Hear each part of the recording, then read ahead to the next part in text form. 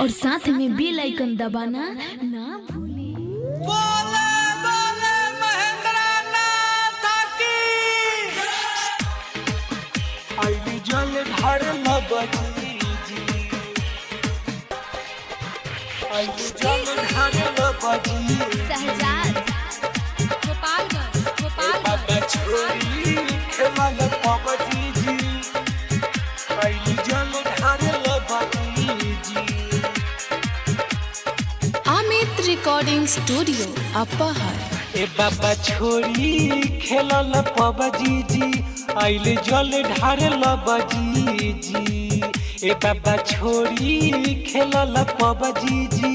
आइले जल ढार लबजी जी बतिया मानी जी जिदी न ठानी जी बतिया मानी जी जिदी न ठानी जी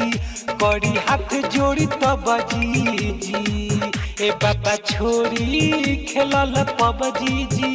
आइले जल ढार लबजी जी ए बाबा छोरी खेलल पबजी जी आइले जल ढार लबजी जी मानिला आइले जल ढार लबजी आइले जल ढार लबजी जी ए बाबा छोरी खेलल पबजी जी आइले जल ढार लबजी दर्शन करे खातिर सेवा का राउरे आइल जी गाजा भंगिया भर लोटा जल लाइल जी दर्शन करे खातिर सेवा का राउरे आइल जी गाजा भंगिया भर लोटा जल लाइल जी बात रउआ मानी गणेश के बाबूजी जी ए बाबा छोरी खेलल पबजी जी आइले जल ढार लबजी जी ए बाबा छोरी खेलल पबजी जी आइले जल ढार लबजी जी आइले जल ढार लबजी आइले जल ढार लबजी ए बाबा छोरी खेलल पबजी जी आइले जल ढार लबजी बिकु संगे आइले बारे मुन्ना बिहारी जी अमित कैले बारे पूरा तैयारी जी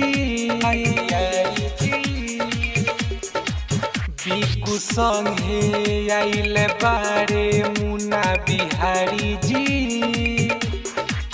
अमित कैले बारे पूरा तैयारी जी तीनों लोग के रौवे बनी रबजी स्वामी छोरी खेलल पबजी जी आइले जल ढार लबजी जी ए बाबा छोरी खेलल पबजी जी आइले जल ढार लबजी जी ए बाबा छोरी खेलल पबजी जी आइले जल ढार लबजी जी ए बाबा छोरी खेलल पबजी जी आइले जल ढार लबजी जी बतिया मानी जी जिदी न ठानी जी बतिया मानी जी जिदी न ठानी जी करी हाथ जोड़ी तबजी जी ए बाबा छोरी खेलल पबजी जी आइले जल ढार लबजी।